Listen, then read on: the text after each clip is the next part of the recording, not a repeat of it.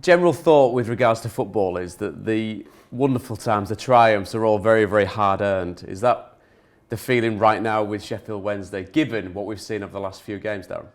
Yeah, I would definitely say, looking at how seasons have gone in the past, and we envisage this one to be no different. Anything we want that we deem a success this season will definitely be hard earned. But we feel that as a group of players and staff here, right from the start in pre-season, we've always tried to give our best efforts and focus, and it's been a joint effort by everybody, and it'll take a joint effort by everybody to the end of the season. And you're being kept very honest right at the top of the table with regards to the form of the teams around you, the expectation that's put on yourselves, and from the fans as well. Give us a kind of reflection on the season so far. There was a wonderfully long unbeaten run, slightly choppier water, but we're heading towards, they call it the business end, and the busiest time of the season. Is it a case of making sure the lads don't blink and miss it, because in just over a month's time it's all over, isn't it? Yeah, and the month of April does present that with the fixture list, but what it does at this stage of the season is trying to maintain that consistency, trying to maintain that trust, maintain that focus, and keep that togetherness. We've been on an incredible run of games and shown a level of consistency over the course of the season. And even with that level of consistency, it just goes to show the magnitude of the level and the teams that are still competing in there. And everybody's true. There's some great teams. I think it's a wonderful league. I think there's it presents so many different hurdles in it. But nothing's a given in League One. And one thing that we've learned in League One is that history presents itself. It doesn't matter the historical nature of the football club, and that the reputation that you have, it means nothing. It's all about performance and performing well and staying consistent. And every single win that we felt this season has been hard earned. And if we are to win more games to the end of the season, then we know it's going to be another hard earned victories. That's, such a true reflection of the League One. It's wonderful to watch from the outside looking in, because the size of the football clubs that are in League One is phenomenal, really, isn't it? And lots with Premier League experience, lots trying to fight their way back up into the Championship on that road back to the Premier League. I'm sure it's not safety in numbers, but it means to say that in the third tier of English football, you've got big football institutions meeting each other nearly week on week. Absolutely, and I think if my estimations are right, I think there's 8 or possibly 9 teams that have once been in the top flight in the Premier League, here in League One. So it goes to show the magnitude and the size of the clubs, and that's what makes it so exciting. And some weeks it presents itself where you look at the fixtures and you look at the crowd attendances, and you would feel that it wouldn't look out of place with the level above. But that's League One, and I always said 2 years ago, when League One will never be the same again with the magnitudes of teams in, and at any one season only 3 can get promoted, and that's not to say that's going to go to the so-called big teams. So what it presents itself with is a lot of excitement every single week in League One, and this season's presented itself just like that. I think tremendous pats on the back should be to the level of consistencies, not just ourselves, but there's other teams showing, and that'll be to the end of the season, and that's why it presents so many exciting moments, and it's so unpredictable. The teams that you talk about and the expectation levels placed on those teams, that's something you must keenly feel as a Sheffield Wednesday manager, regardless of whichever division that you're in, because having had experience of it myself, it's a huge football club, isn't it? It's got a huge fan base, a huge following. Even as you drive up past Hillsborough to get here to the training ground, it's an iconic stadium in every single sense of the word. What's it like to be the man that's in charge of how well that team does? Yeah, and for me, getting the opportunity to manage this wonderful, iconic football club was wonderful in terms of, coming and having the interviewing process and taking the job on. One thing that I knew straight away from day one was it's about realigning and joining this club together. And the club, I felt at the time when I was reading up about it and everything else over the previous seasons and the heartache what's been at this football club, it was the first thing was addressing it, realigning the club, bringing the supporters back together, bringing a team that is going to give them hope, give the supporters hope, and that's what we've done over the course of the 2 years that I've been in charge, and winning games. Let's not get it twisted. It's about winning games and being consistent, and the team have shown a level of that over the last 2 years, but we have to consistently get better, always looking to get better as a team, and present the club in a better way. So that doesn't stop, that won't stop, irrespective of this level or the level above. There's an expectation here at Sheffield Wednesday, and rightly so, because of the size and vastness of the football club. But what I have been trying to echo to the football club and to everybody connected to the football club is that we are where we are, and if we are to move forward and progress, then it's going to be a joint effort by everybody. Does that mean that you need a certain type of person to play for Sheffield Wednesday? Absolutely, yeah. In the recruitment process over the summer, the first year when I came, we recruited the players that we did recruit in, and one or two of them just couldn't handle the expectation, which is normal and can happen. And of course, you only know that when you get the individual in, and they're put in front of 25, nearly 30,000. And the expectation levels, misread pass or anything like that, is having the mental capacity to deal with it. This season, definitely in the recruitment process, was looking at that and bringing players in, not only to come and take the club forward, but be able to handle that week in, week out pressure that comes at Hillsborough. But I present it and say it's a nice pressure, because everybody what I signed at the football club, I spoke to them about our fan base. And when I spoke about it, I spoke about it eloquently to them about what they were going to feel. And as a football player, there's not many arenas and stadiums that you want to play in down at the S6 when it's in their full voice. It's a magnificent experience, and I want the players to feel that. And they felt that in spells this season because of the crowds being in their high 20s down there. And we've managed to reach the 30,000 mark this season with a few of the games, which is great. Staggering to think, fabulous, that, isn't it? Yeah. And you look at that, if you can compare that to some Championship fixtures, even some Premier League fixtures, with the fervour that's seen at these particular games. It never ceases to amaze me, that the fact that you still get people in the door, regardless of where the team is at this moment in time. Yeah, they're passionate fan base. It really is, and we go away at this league, at this level, and everywhere we go away, we sell out. We do sell out, which is credit to the supporters. And even at this time when we're facing hard times, it's hard times financially, the fans are there in their numbers, and that is appreciated and not taken for granted, because we know for them to outlay and spend and follow us and get the tickets and that, it's not easy. So that's appreciative, and that's why we're trying our very, very best on the pitch to continue the form that we've been on. That's obviously the reason that you're here, is obviously to be the manager of this football club, but the area, this wonderful city, the beautiful surrounding area, you enjoy living here and working here and existing in Sheffield, don't you? Absolutely, yeah. I'm moved into Sheffield because I wanted to sort of finger on the pulse, if you like, and be at the football club. And that must be a key thing, though, because it's not just about when you see the fans on a Saturday afternoon or whenever the games are at Hillsborough, but that it's possibly seen as a bit old-fashioned in a way. That man that's got his finger on the pulse of the communities in Sheffield, the fact that there is a red half of Sheffield, the fact that there is a blue side of Sheffield, but to get in and amongst that.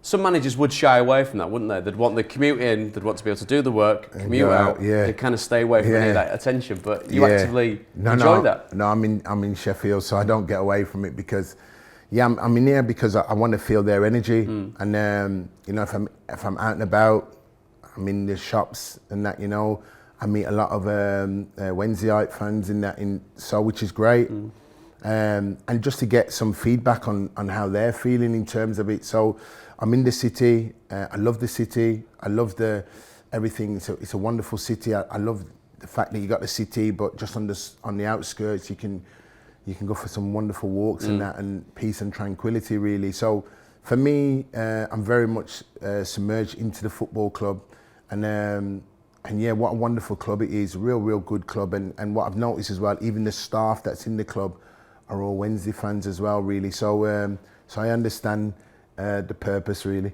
Do you come across any blades? Do they? Yeah. I think it helps if you're 6.5 foot tall and look like you can handle yourself if they've got anything to say. But again, they've just got wonderful things to say in terms of what we're bringing here. So I've met a lot of Blades fans as well here, and they're very much the same. Given where you've managed in your career so far, there's similarities at certain clubs, there's differences. Have you settled on a set of fundamentals? Did you have those from the outset of what you wanted to do and be as a manager? Yeah, I think that the fundamentals for me was coming into management was always trying to build the club and connect the club no matter where, but always putting a team together that's successful, hard-working, all the trappings that you find around successful teams. And that's what we wanted to do here. I wanted to put a team together here that the fans could connect with, and what any footballer or management team can do is give the fans hope, and that's what we wanted to bring here. But it's trying to continue that and bringing that hope into a reality, and that's always been the biggest fundamental in terms of it. We as a group of players and management staff can change the whole perspective of the community in one season, and football has a unique way of when there's success, it brings community together. It's just football, and it brings a feel-good factor. And I quickly knew that as a player, and certainly coming into management now, it's bringing that to the team really, and letting the team understand the responsibilities they have. Does that feeling evolve or mature from understanding it as a player and bringing it in on board as a manager? Because it feels, as a player, you are part of a culture, but it feels as a manager, you set that particular culture in the club. Yeah, and we've had to work on the culture and mentality here since I've arrived here. As I said, I read up on the club, and don't forget the time we'd just come out the back of COVID and everything else, and so there was that separation from the fans coming in and watching games and connecting with the team. So we had to build that and bring that back together and change the culture and the mentality here around the football club, and keep outlaying and expressing that message, because our fan base is a unique fan base at the level, and to have them connected back in the team and driving the team on, it drives the players on, and the importance of it. So that's been really good, bringing the team back and getting them doing community visits again, connecting back in the community. Are they a good bunch to do that? Did they take that on board? Excellent bunch to bring them back, and that's what we set at the start of the season, is getting the players back out there, and they have been doing that on a regular basis. So all those components help in terms of solidifying the football club and building the club, and there's that togetherness really at the club, and we know that's a continual work, but we continue to move forward and get those right messages out there. I think that's an example that's set by you as both a player and a manager, that giving back element of what your professional life has been. You've always been very aware of what football can do, how it can bring people together, how it can touch people, and also how the privileged position can help others. That leads me on to possibly a question about, when people talk about in football, generic terms like have faith and keeping the faith. Faith is something that you genuinely do have in the truest sense of the word. Mm-hmm. Does that guide you with regards to how you approach the job, the players, how you approach Darren Moore away from here, how you approach your set of who you are as a boss? Yeah. Is it the bedrock of everything for you? Absolutely, because I take great pride and value in people, and everybody's got their own unique skill sets, and I appreciate that, and that's from right across the board. And certainly when you're working in the club, or certainly working in the team that I'm connected with, is having the ability to free up people and allow them to bring his or her qualities to the team. Because I think if somebody's working freely, you'll get the best out of them instead of hemming them in. And that's what we do. But it's always a together approach. It's not just me. It's like you got Darren Moore as the manager, but Darren Moore's echoing out. We've got a magnificent fan base. We've got some wonderful staff. We've got a group of great players that were all joined and brought together for such a time as this. So it's continuing that work and that process. And what I've felt is you see people grow. You see things to people that you never saw before, but because they've got the platform and the environment, they're bringing their best. And that's the way it is. Listen, mistakes will be made along the way, but it's how do you correct their mistakes and helping them to move forward. And I'm a real firm believer in that, really, in terms of where people think, oh, I'm just going to stay in my lane and not really move. I think you get more from the individual. So in terms of my faith, in terms of working alongside people, is trying to see that value in people and trying to bring out the best of them. And I've always had a firm belief in that. And of course, the ingredients is the hard work as well. Really, we don't go away from that. The team that you played in, the one that sticks out for me with the West Brom side, which was a team, in my recollection, that was just full of big men, big, tough, hard, very skillful, cracking football team. Is the dressing room like it was back then? Are there similarities, the personalities? What's the engagement like between players? Because all I hear is it's evolved, it's changed. Some of the cynics say it's changed for a certain way, others say it's just the natural progression of society as a whole. But a Gary Megson dressing room at West Brom that was continually battering down the door to get into the Premier League, is it similar to one that we see nowadays? Yeah, it's just different because we didn't, at the time when we was playing, I don't think we had the level of social media, what the players can tap into now. I think the biggest thing now is everybody's got their own media at the touch of a button. It really has. So really then, I didn't feel probably there was as much distractions then as there is probably now in terms of what the player can be. Let me give you an example. As a player, we can go home at that time, Prutton, and shut the door, and we shut the door. Now the player can shut the door and still be abused in his living room, because when he picks up his phone and looks on social media, it's there. So those are the differences really that would impact the player. Whereas when we worked, we trained and everything else, we went home, you had your family time, and I just think that the players can take that home right into their front living room with them. I think that's the difference. In terms of the team, when I look back at that team to the team probably that I look back at here now, there is ingredients of one or two of the characteristics that we had then that I think I've got in the dressing room here. It's just letting them aware in terms of their forceful nature could be felt more than it was then. Yeah. So it's just keeping that there. But I do feel I've got one or two in here that has those characteristics. But they could just be more forceful, I think, in terms of it. But they're a good group. They're a unique group, and they continue to work. They keep each other sharp, which is great. What gets you promoted then? You know how to do it. What gets you promoted? Consistency, an incredible belief in terms of what you're doing, trusting one another. When I think of all the promotions that I had as a player, we had those qualities in. And an unbelievable desire that, you know, when we took the pitch, there was great belief in each other to get the job done. And how vivid are those memories as a player? Can you pluck them out now and recall them? Yeah. I can see certain games. I can see certain moments. I can see pivotal moments in the game that I think they're on their way for us. You know, and it's how we react to them.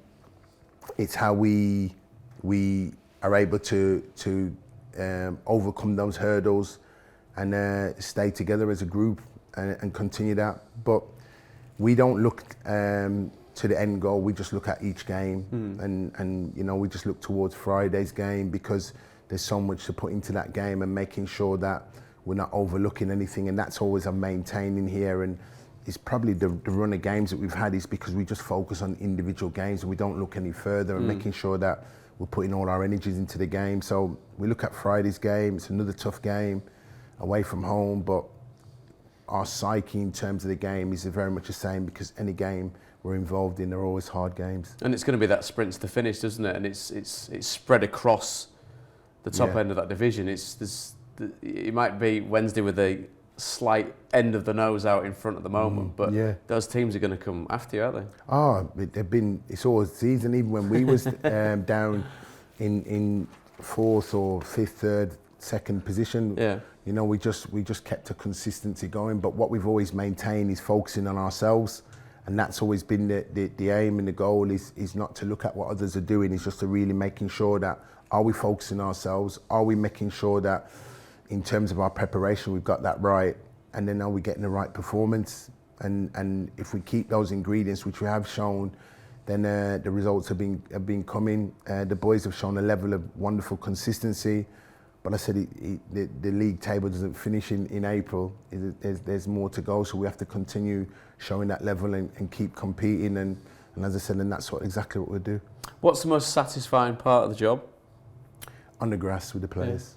Yeah, on the grass, being on the grass with the players. That's the most probably rewarding part, really, because teaching them, seeing them learn, seeing them develop, seeing the interaction.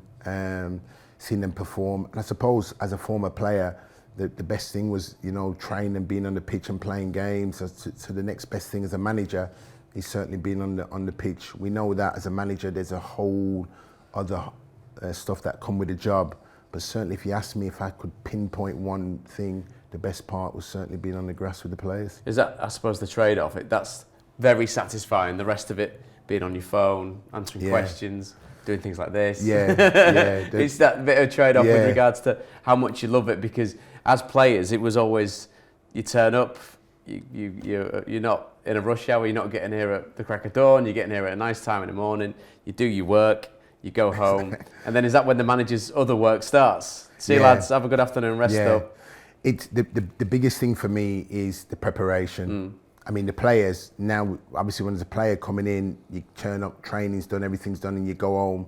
But certainly for the manager, it's not just the preparation, but it's preparing your staff, it's detailing training session, what does a training week look like, what does a month ahead look like in terms of planning and preparing for your staff. And of course then obviously the phone calls, and then there's other areas of the football club that you have to know about and you're brought into meetings about in terms of keeping the continuity going or lending your support towards that. So it is 24/7.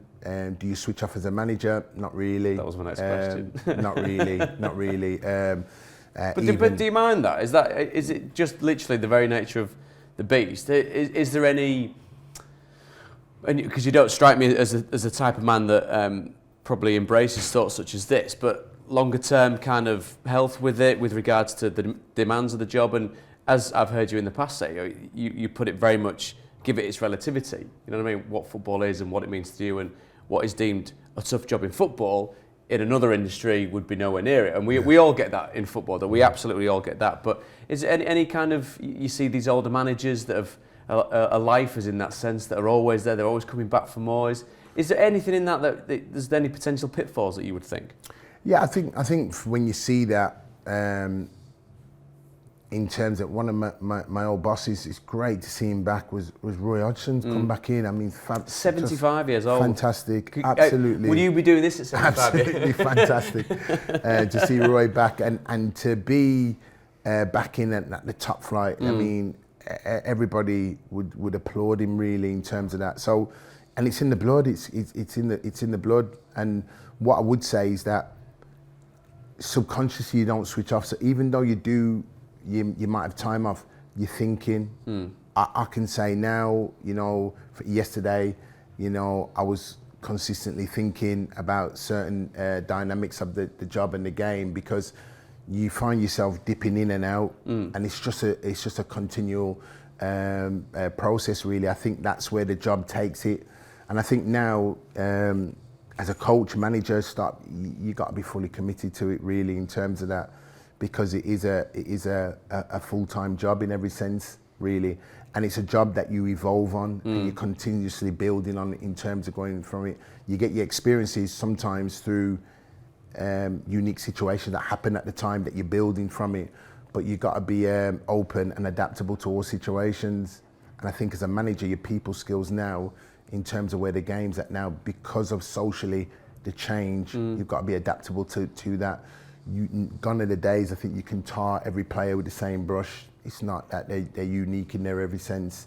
It's having the ability to bring those individuals together and get them working cohesively as a team going forward, and get them to appreciate each other going along the way.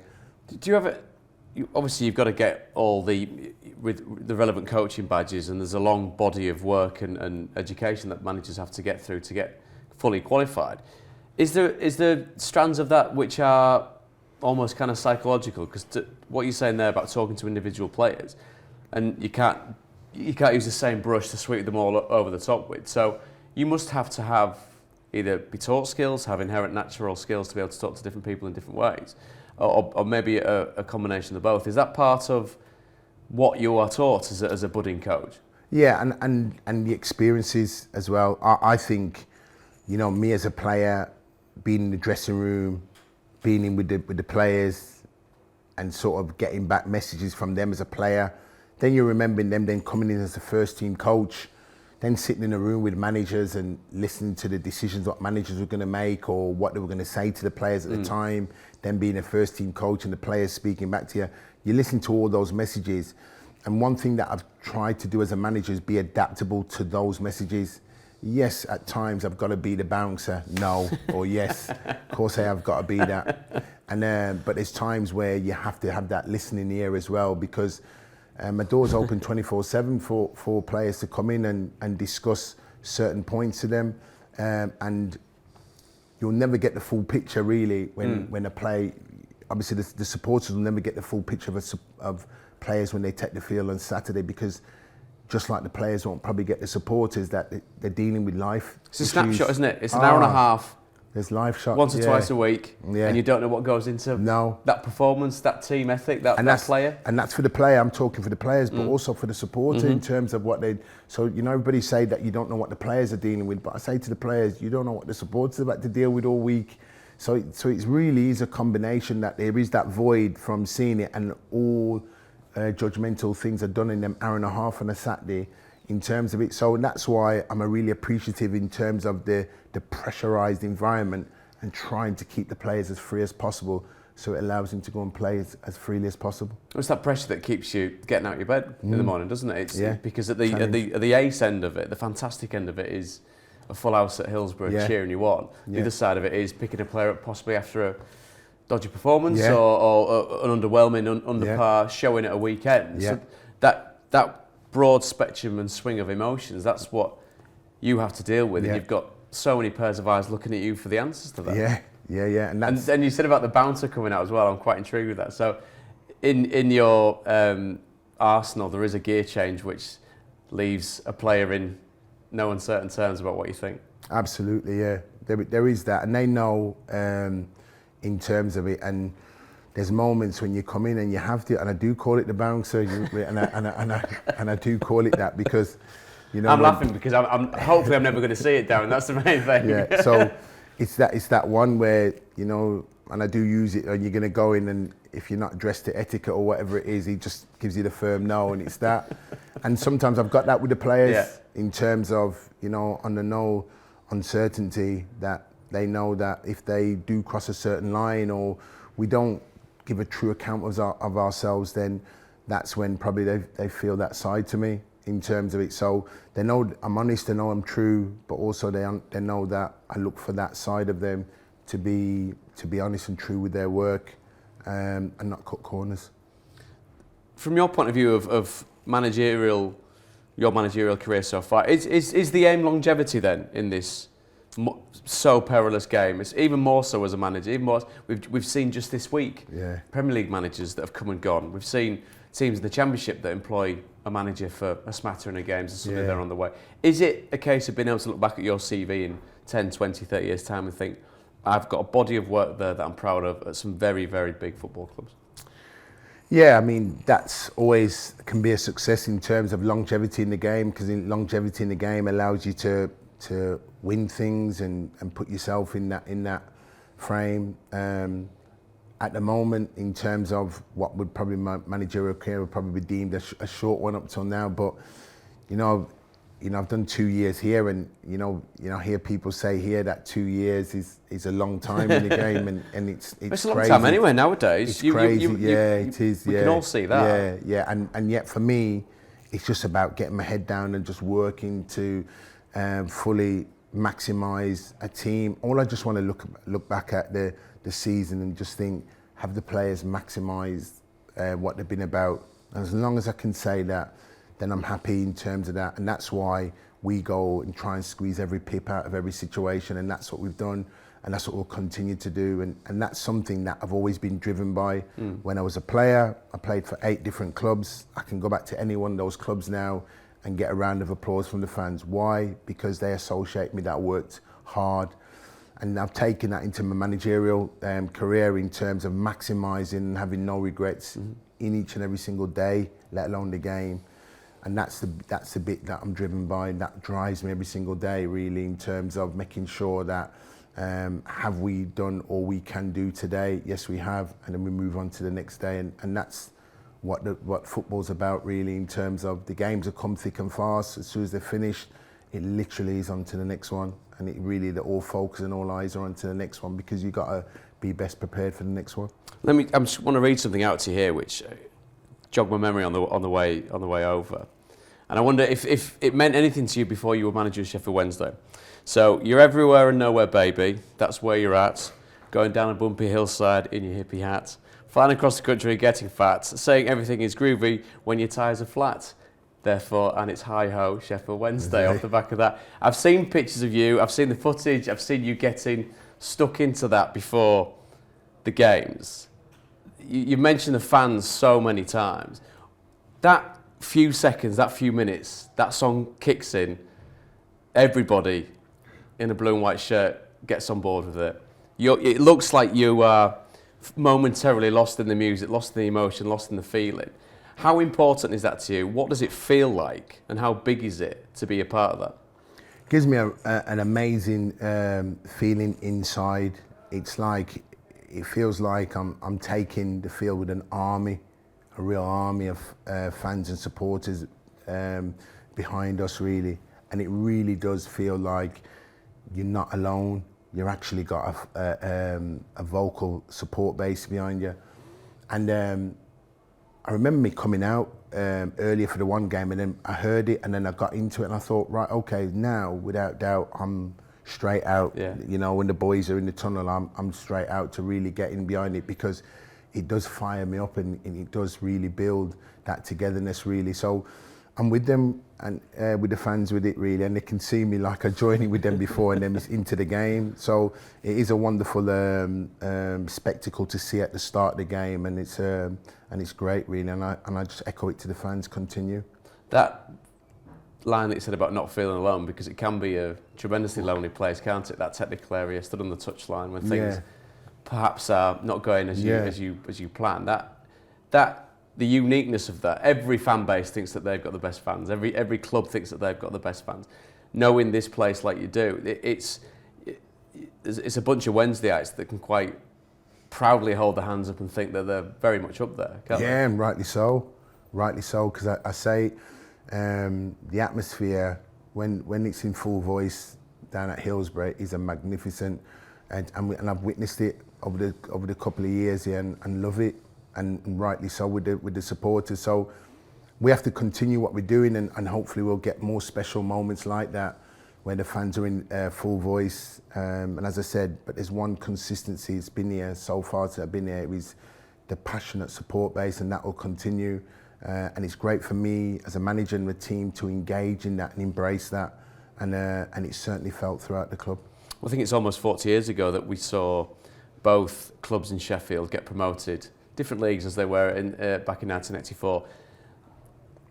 This isn't a Blades chat. They're doing pretty well up in the Championship. Sheffield Wednesday are doing very well in League One. It's, as you said, a blink of an eye between now and the end of the season. Can you picture that moment? Can you picture that possible moment of glory which reflects the hard work, which reflects all the time put in here, reflects what you hear from the fans, from what you meet in the people in the street? Can you feel that now, all coming together? I think for me, it's the glory is the game to game. That's the glory for me, the game to game. It's winning football matches and knowing that I'm sending a huge fan base and a community home happy for the weekend. That's the glory for me, and the consistency for me is that, really is, and that's how I've been over the last.